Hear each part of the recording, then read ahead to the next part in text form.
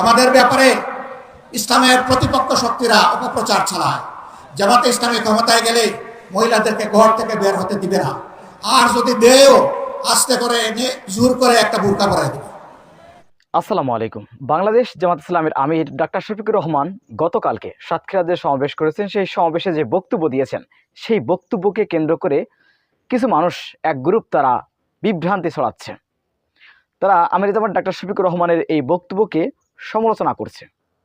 সুপ্রিয় দর্শক, আসলে আমির জামাত ডাক্তার শফিকুর রহমান গতকালকে সাতক্ষীরায় এই সমাবেশে কী বক্তব্য দিয়েছিলেন, আপনাদের মাঝে সেই বক্তব্যটি সম্পূর্ণ নিয়ে এসেছি। মনোযোগ দিয়ে ধৈর্য সহকারে বক্তব্যটি শুনুন, তাহলে আপনারা নিজে বিবেচনা করতে পারবেন জামাতের আমির ডাক্তার শফিকুর রহমান সেই বক্তব্যে আসলে কি বলেছেন, আসলে এই বক্তব্যটা সমালোচনার যোগ্য কিনা, তিনি ঠিক বলেছেন নাকি ভুল বলেছেন, আপনারা বিচার করুন। চলুন আমরা আমির জামাত ডাক্তার শফিকুর রহমানের সাতক্ষীরার গতকালকে সেই বক্তব্যটা সম্পূর্ণ শুনে আসি। আমাদের ব্যাপারে ইসলামের প্রতিপক্ষ শক্তিরা অপপ্রচার চালায়। জামাতে ইসলামী ক্ষমতায় গেলে মহিলাদেরকে ঘর থেকে বের হতে দিবে না, আর যদি দেও আস্তে করে এনে জোর করে একটা বুরকা পরাই দিবে। জোর করে পরানো লাগবে না। যে দেশে ইসলাম কায়েম হবে, এদেশের মানুষেরা, মায়েরা আনন্দের সাথে সেদিন তারা ইজ্জতের জন্য তাদের সম্মানের মর্যাদার পোশাক পরিধান করবে। তারপরেও কোনো মা, কোনো বোন যদি এই পোশাকের বাইরে থাকেন, আমরা তাদেরকে কথা দিচ্ছি, নিশ্চয়তা দিচ্ছি, কারো উপর জোর খাটানো হবে না। কারণ এদেশে শুধু মুসলমানরা বসবাস করে না, অন্যান্য ধর্মের লোকেরাও বসবাস করে। তারা তো আমাদের ধর্ম যেহেতু গ্রহণ করেনি, তাদের জন্য ইসলামের প্রেসক্রাইব করা পর্দাও তাদের জন্য প্রযোজ্য নয়। তারা যদি ইসলামের সৌন্দর্যে অভিভূত হয়, ইসলাম কবুল করে, সেটা ভিন্ন কথা। তাদেরকে ইসলাম গ্রহণ করতে কাউকেই বাধ্য করা হবে না। সম্মানিত সহকর্মী বৃন্দ, এই দেশে শুধু মুসলমানরা বসবাস করে না, হিন্দু, খ্রিস্টান, বৌদ্ধ ধর্মের লোকেরাও বসবাস করে। আমরা এমন একটি দেশ চাই যে দেশে মসজিদও পাহারা দেওয়ার প্রয়োজন হবে না, মন্দির এবং মঠ পাহারা দেওয়ার দরকার হবে, গির্জা পাহারা দেওয়া লাগবে না। সকল ধর্মের লোকেরা তাদের আপন আপন ধর্ম তাদের মতো করে শান্তিতে, নিরাপত্তার সাথে তারা পালন করবে। কোরআনের পক্ষে কথা বলতে গিয়ে, আল্লাহর দ্বীনের পক্ষে কথা বলতে গিয়ে, মুসলিম নেতৃবৃন্দের পক্ষে কথা বলতে গিয়ে বাংলাদেশের কোন জেলা এত বেশি জীবন এবং রক্ত উপহার দেয়নি। এই জন্য সাতক্ষীরার অবস্থান বাংলাদেশ জামাতে ইসলামের কাছে অনন্য উচ্চতায়। আল্লাহ তাআলার দরবারে দোয়া করি, আল্লাহ তাআলা ক্রমাগত ভাবে যেন এই জেলার মর্যাদা বৃদ্ধি করে দেন। সম্মানিত ভাই ও বোনেরা, বাংলাদেশ আমাদের প্রিয় জন্মভূমি।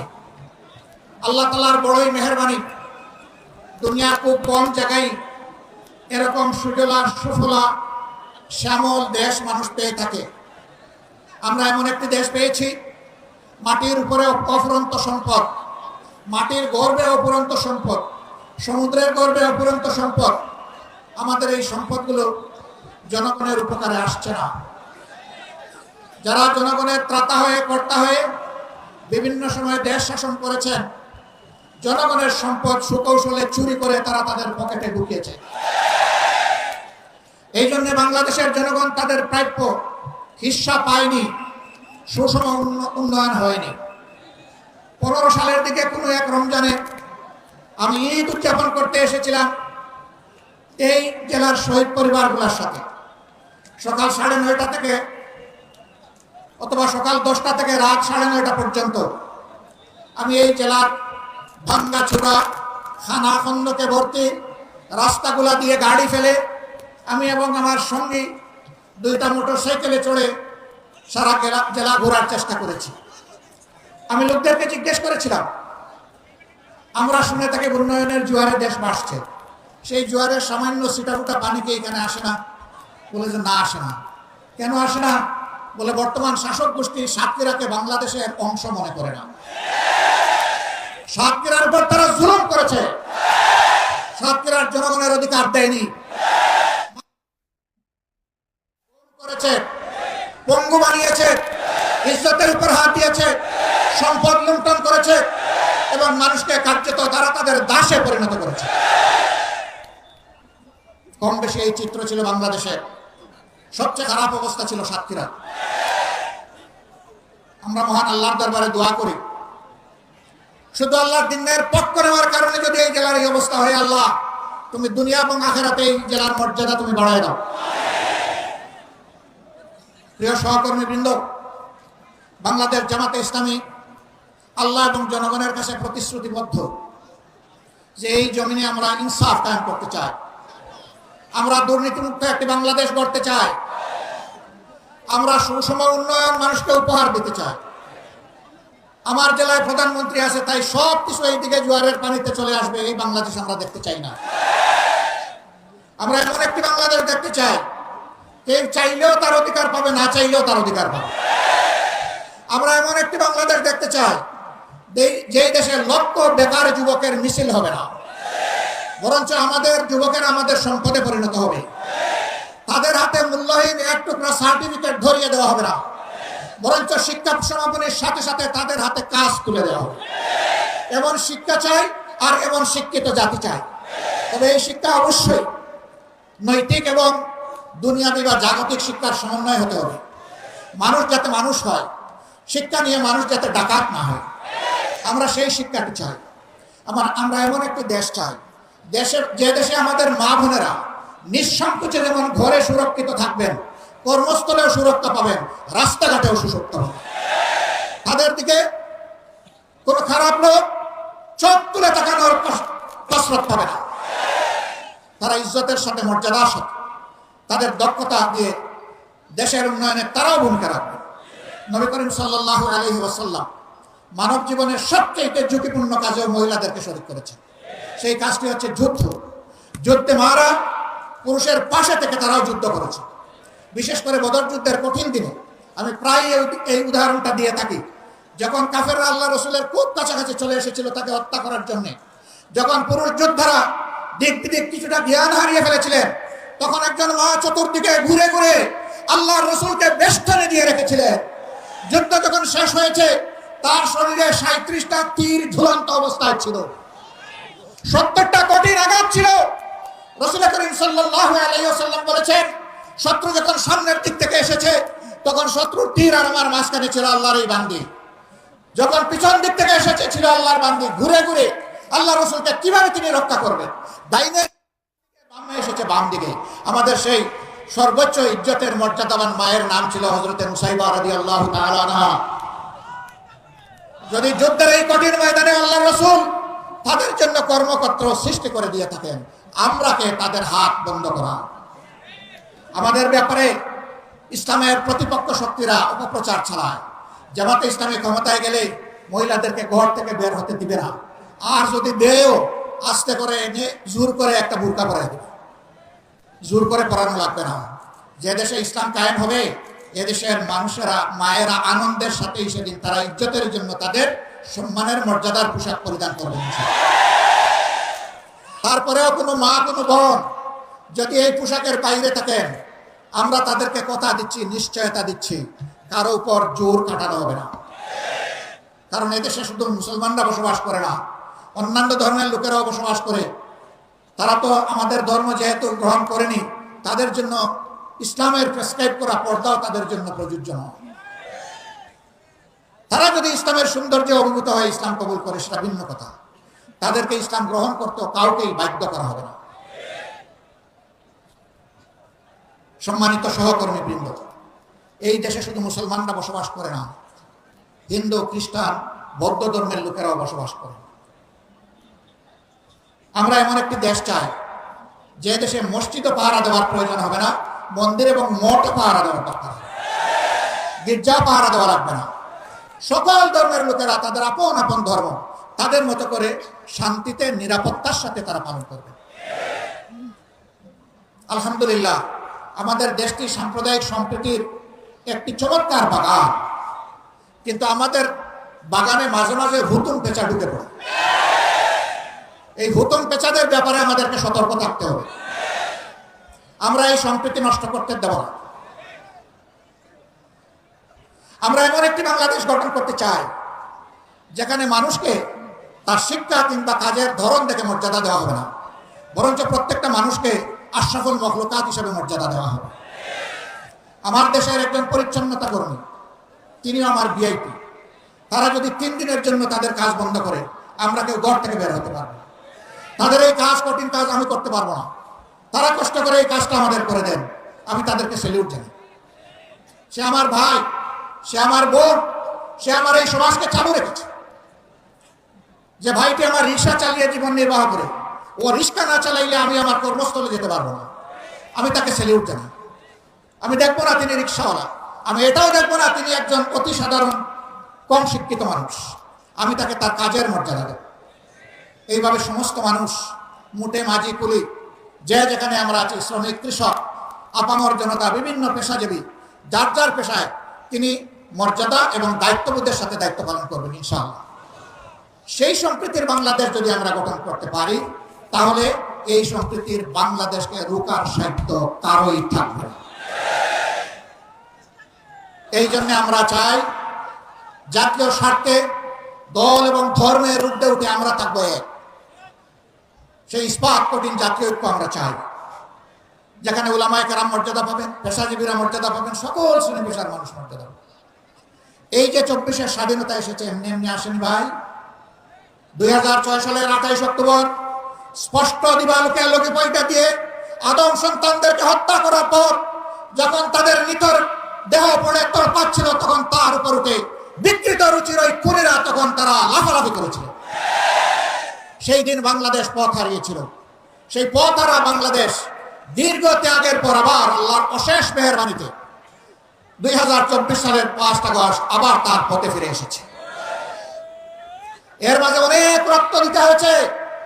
57 জন কমিটির দেশপ্রেমিক চৌকস সেনা অফিসারকে খুন করা হয়েছে 2009 সালের 25 এবং 26 ফেব্রুয়ারি ঢাকার পিলখানায় তৎকালীন বিডিআরের সদর দপ্তরে। এরপরে জামাতে ইসলামের নেতৃবৃন্দকে দফায় দফায় খুন করা হয়েছে। 2 জন সাবেক আমিরে জামাত সহ 11 জন কলিজার টুকরা আমাদের মাথার তাজ শীর্ষ নেতৃবৃন্দকে বিচারের নামে জুলুম করে খুন করা হয়েছে। এই খুনের প্রতিবাদ যারা করেছেন, অন্যায়ের প্রতিবাদ করেছেন, তাদেরকে গ্রামে গঞ্জে খুন করা হয়েছে। আগেই বলেছি, সবচেয়ে বেশি খুনের ঘটনা ঘটেছে এই সাতক্ষীরা। তারপরে আপনাদের পার্শ্ববর্তী জেলা ঝিনাইদহ, এইভাবে বিভিন্ন জায়গায় খুনের তাণ্ডব চালানো হয়েছে। ভাই ও বোনেরা, সর্বশেষ এই বছরে 1 জুলাই থেকে শুরু করে 5 আগস্ট পর্যন্ত খুনের বন্যায় বাংলাদেশকে ভাসিয়ে দেওয়া হয়েছে। বৈষম্য বিরোধী ছাত্র জনতা রাস্তায় নেমে এসেছিল। তাদের হাতে কোনো আগ্নেয়াস্ত্র ছিল না, এমনকি তাদের হাতে কোনো ইটপাটকেলও ছিল না। তারা শান্তিপূর্ণভাবে দাবি আদায়ের জন্য রাস্তায় নেমেছিল। কোটার সংস্কারের জন্য, কোটা বাতিলের জন্য নয়। তারা বলেছিল যৌক্তিক কোটা দেন, আমাদের আপত্তি নাই, কিন্তু কোটার নামে জাতির সাথে, মেধার সাথে তামসা করবেন, তা আমরা মানব না। কেন তারা এটা বললো? এই জ্বালায় তাদের বিরুদ্ধে মানুষের কিনা, এদেশের মানুষের কিনায় অস্ত্র এবং বুলেট দিয়ে জাতির বিরুদ্ধে তাদেরকে পাঠিয়ে দেওয়া হলো। একদিকে সরকারি বাহিনীকে নামিয়ে দেওয়া হলো, আরেকদিকে সরকার তাদের সশস্ত্র গুন্ডাদেরকে নামিয়ে দিল। এই উভয় পক্ষের আঘাতে আঘাতে জর্জরিত হয়ে 1,500-এর কম বেশি আদম সন্তান শুধু এই ক্ষুদ্র সময়ের ভিতরে দুনিয়া থেকে বিদায় নিয়েছেন। 6 সালের 28 অক্টোবর থেকে শুরু করে 24 সালের 5 আগস্ট পর্যন্ত জালিমের জুলুমের শিকার হয়ে যারা বিদায় নিয়েছেন, আল্লাহর দরবারে দোয়া করি আল্লাহ তাআলা তাদেরকে শহীদ হিসাবে কবুল করুন। তাদের পরিবারকে আল্লাহ মর্যাদা দান করুন। এই পরিবারগুলো জাতির সম্পদ। আজীবন আল্লাহ তাআলা এই পরিবারগুলোর কাছে আমাদের ঋণবোধের মানসিকতা নিয়ে তাদেরকে সম্মান করার তৌফিক দান করুন। যারা পঙ্গু হয়েছেন তাদের খেদমতকে আল্লাহ কবুল করুন। আল্লাহ তাদের জীবনটা সচল করে দিন। প্রিয় সাতক্ষীরাবাসী, আজকে আসার পথে আমি দেখলাম এরকম আরো 3টা মাঠ উপচে পড়া মানুষ রাস্তাঘাটে। এই মাঠে তাদেরকে সুযোগ দেওয়া যায়নি বলে আমি সবার পক্ষ থেকে দুঃখ প্রকাশ করছি। আল্লাহ তাআলার আসমান অসীম, জমিন সসীম। সেই সসীম জমিনের ছোট্ট একটা টুকরা আমরা পেয়েছি। আমরা এই বাংলাদেশকে প্রাণ উজাড় করে ভালোবাসতে চাই। আমরা ভালোবাসি। এই জন্য আমাদের কোনো দাদা, মামা, খালু, ফুফির বাড়ি নাই। এটি আমাদের আউয়াল ঠিকানা, দুনিয়ায় এটি আমাদের আখের ঠিকানা। আমাদের উপর জুলুম করা হয়েছে, আমরা দেশ ছেড়ে কোথাও পালিয়ে যাই। দেশকে যারা ভালোবাসে তারা দেশ ছেড়ে পালিয়ে যেতে পারে না। দেশের প্রতি যাদের দায়বদ্ধ, তারা যে কোনো সময় দেশকে খোদা হাফেজ বলতে পারে। আমরা বলবো না। আমরা আমাদের আল্লাহর কাছে আমরা খুবই বিনীত কৃতজ্ঞ, তিনি এমন একটি সুন্দর দেশে আমাদেরকে পয়দা করেছেন। আমরা এই দেশ নিয়ে বাঁচতে চাই, এই দেশেই অন্যায়ের বিরুদ্ধে লড়তে চাই এবং এই দেশকেই আমরা দুনিয়ার একটা শ্রেষ্ঠ দেশে পরিণত করতে চাই। এই সংগ্রামের দায়িত্ব আপনাদেরকে নিতে হবে। আপনারা নেওয়ার জন্য প্রস্তুত? এই হালকা প্রস্তুতি হবে না, আওয়াজ দেন, আপনারা প্রস্তুত? আলহামদুলিল্লাহ, আল্লাহ কবুল করুন। আজকে সারা বাংলাদেশ থেকে গর্জন উঠেছে সিংহের আওয়াজে, আমরা জীবন দিব, কিন্তু আমার দেশের 1 ইঞ্চি মাটি কোনো হায়নাকে দেব না। আল্লাহ তাআলা আমাদেরকে এই শক্তি দান করুন। 24-এর আমাদের সন্তান, বুকের সন্তান, যুবক যুবতীরা, তারা যে অন্যায়ের বিরুদ্ধে বুক চিতিয়ে লড়াই করেছে, আল্লাহর কাছে চাই, হে আল্লাহ তুমি তাদের অন্তর দেশপ্রেম এবং তোমার ইমানের নূর দিয়ে পরিপূর্ণ করে দাও। আর ও ধরনের জেনারেশন প্রজন্ম আমাদেরকে বারবার উপহার দাও। বাংলাদেশের মানুষের ফুলের বাগান তুমি ওই সমস্ত মানুষ দিয়ে পরিপূর্ণ করে দাও। আমরা একটা মানবিক বাংলাদেশ গড়তে চাই। এই বাংলাদেশের দায়িত্ব যুব সমাজের হাতে তুলে দিতে চাই। এই যুব সমাজই ভবিষ্যতের বাংলাদেশ। আপনারা সবাই দায়িত্ব তুলতে রাজি আছেন? যারা বয়স্ক তারা কি মন খারাপ করলেন? একবার এক সন্তানকে সম্বর্ধনা দেওয়া হচ্ছে তার কৃতিত্বের জন্য। তো ছেলের ব্যাপারে অনেক কিছু বলা হয়েছে, বাপকে কেউ ছিল না। বাপ এতক্ষণ চিন্তা করলো, কি রে আমার কেউ একটু স্মরণ করল। যখন তার হাতে ক্রেস্ট তুলে দেওয়া হবে, বাপ দাঁড়িয়ে বলল, আমার একটি কথা আছে। এত সময় আপনারা যাকে সম্বর্ধনা দেওয়ার জন্য অনেক প্রশংসা করেছেন, দেখতে হবে ছেলেটা কার। আলহামদুলিল্লাহ, এক কথায় সব কিছু বুকের ভিতরে এসে গেছে। বুকের ছেলে যেমন বুকে থাকে, বুকের ছেলের কৃতিত্ব তেমন বাবার বুকে চলে আসে। কাজেই আমরা আমাদের সন্তানদের নিয়ে গর্বিত। আলহামদুলিল্লাহ, এমন সন্তান আল্লাহ আমাদেরকে দান করেছেন বলে আমরা আল্লাহ শুকরিয়া আদায় করি। সেই বাংলাদেশে আমরা চাচ্ছি, আমরা ইনশাআল্লাহ আমাদের সন্তানদেরকে সঙ্গে নিয়ে বুকে ধারণ করে আগামীর দায়িত্ব তাদের হাতে তুলে দেব। এই বাংলাদেশ আমরা চাই। এই বাংলাদেশ আপনারাও চান? তাহলে ঘরে ঘরে আওয়াজ ছড়িয়ে দিন। আমাদের কথা খুব সংক্ষিপ্ত, আগেও বলেছি, আল্লাহ যেহেতু এই দেশটা আমাদেরকে দিয়েছেন, আমরা এই দেশটাকে পৃথিবীর একটা শ্রেষ্ঠ দেশ বানাতে চাই ইনশাআল্লাহ। কিন্তু আমাদের আকাশে আজকের মেঘের কথা বলছি না, কালো শকুন এখনো ঘোরাফেরা করতেছে। এই শকুনের দিকে তীর্যক দৃষ্টি রাখতে হবে। পুরো শকুনকে মাটিতে নামতে দেওয়া যাবে না। আপনারা টের পাচ্ছেন মাঝে মধ্যে ফুসফাস? হ্যাঁ, আমরা দরজের পরিচয় দিয়েছি, ওরা আমাদের দরজে সুড়সুড়ি দেয়, যেন আমাদের দরজের বাঁধ ভেঙে তাদের মতো কাণ্ডজ্ঞানহীন আমরা কিছু করে বসি। ওরা বলেছিল আওয়ামী সরকারের পতন হলে মাত্র 2 দিনে 5 লক্ষ মানুষ প্রতিপক্ষের লোকেরা খুন করে ফেলবে। এটা কি বাংলাদেশে হয়েছে? কেন হয় নাই? ওরা কাণ্ডজ্ঞানহীন অপদার্থ ছিল, কিন্তু জাতি অত্যন্ত কাণ্ডজ্ঞান সম্পন্ন। এই জাতি কাণ্ডজ্ঞানহীন নয়। ওরা দেশকে ভালোবাসে না বলে পলায় যায়। এই জাতি দেশকে ভালোবাসে বলেই ওগুলা করতে দেয়নি। অতএব আমাদের দরজের আর পরীক্ষা নিয়ে কোনো লাভ নাই। আল্লাহর পক্ষ থেকে এই জাতি দরজের পরীক্ষায় উত্তীর্ণ হয়ে গিয়েছে আলহামদুলিল্লাহ। এই ধৈর্য আমাদেরকে অব্যাহত রাখতে হবে। যে যেদিক থেকেই আমাদেরকে উস্কানি দেব, কারো পাতা ফাঁদে আমরা পা দিব না ইনশাআল্লাহ। ধৈর্যের সাথে সকল পরিস্থিতি আল্লাহর উপর ভরসা করে আমরা মোকাবেলা করব। আজকে আপনাদের সামনে শহীদ ঈদগায় দাঁড়িয়ে 2টি কথা বলার সুযোগ যে মহান মাবুদ আমাকে দান করলেন, আমি সেই মহান মাবুদের দরবারে শুকরিয়া আদায় করছি। দেশে বিদেশে স্বৈরাচারের হাত থেকে দেশটাকে মুক্ত করার জন্য সমান তালে অনেকে লড়াই করেছেন। আমি আজকে এই জনসভা থেকে প্রবাসে অবস্থারত আমাদের বন্ধুদেরকে বিশেষভাবে আমি অভিনন্দন এবং মোবারকবাদ জানাচ্ছি। তারা লড়াই করতে গিয়ে দেশের ভিতরে তাদের আত্মীয় স্বজনকে নাজেহাল করা হয়েছে। সাংবাদিক কনক সরোয়ার নিউ ইয়র্কে বসে বাংলাদেশের মানুষের অধিকারের পক্ষে লড়াই করেছে। তার বোনটাকে ধরে নিয়ে কিরকম তার সাথে নিকৃষ্ট ওই জাত যেন আর ফিরে আসতে না পারে। আপনারা সবাই সজাগ থাকবেন তো না ঘুমায় পড়বেন? আল্লাহ তাআলা এই জাতিকে সজাগ থেকে সকল ষড়যন্ত্র মোকাবেলা করার তৌফিক দান করুন। প্রিয় বাংলাদেশকে আল্লাহ তাআলা কবুল করুন। এ দেশের উপর আল্লাহ তার রহমত নাজিল করুন, বারাকা নাজিল করুন, শান্তির ফয়সালা দান করুন। এক টুকরা কোরআনের বাংলাদেশ আল্লাহ আমাদেরকে দান করুন। আপনাদের সকলকে আজকে এখানে আসার জন্য গভীর কৃতজ্ঞতা জানিয়ে, আল্লাহর জন্য ভালোবাসা জানিয়ে, হে আল্লাহ তুমি সাক্ষী থাকো, আমরা শুধুই তোমার জন্য আমরা এক অন্যকে ভালোবাসি। হে আল্লাহ আমাদের এই ভালোবাসাকে তোমার জান্নাতে নিয়ে যাই আল্লাহ। আমরা যেন জান্নাতেও এইরকম মহামিলনে মিলিত হতে পারি রব্বুল আলামিন। আল্লাহ তুমি আমাদের দেশটাকে একটা শান্তির দেশে পরিণত করে দাও। সবাইকে ধন্যবাদ। সাংবাদিক বন্ধুরা কষ্ট করে এসেছেন। আমাদের কথাগুলো আপনারা মেহেরবানি করে জাতি এবং আন্তর্জাতিক মহলে পৌঁছে দেবেন। আপনাদের কষ্টের জন্য আল্লাহ তাআলা আপনাদেরকে উত্তম জাযা দান করুন। আসসালামু আলাইকুম ওয়া রাহমাতুল্লাহ। বাংলাদেশ জিন্দাবাদ, বাংলাদেশ জামাতে ইসলামী। সুপ্রদর্শক, আমির জামান ডাক্তার শফিকুর রহমানের এই বক্তব্যটি আপনারা কিভাবে দেখছেন? অবশ্যই আপনাদের মূল্যবান মন্তব্য কমেন্ট বক্সে জানাবেন। সবসময় সত্য নির্ভর তথ্য পেতে স্বাধীন বাংলা ইউটিউব চ্যানেলটি সাবস্ক্রাইব করে আমাদের সাথে থাকুন। আসসালামু আলাইকুম ওয়া রাহমাতুল্লাহি ওয়া বারাকাতুহু।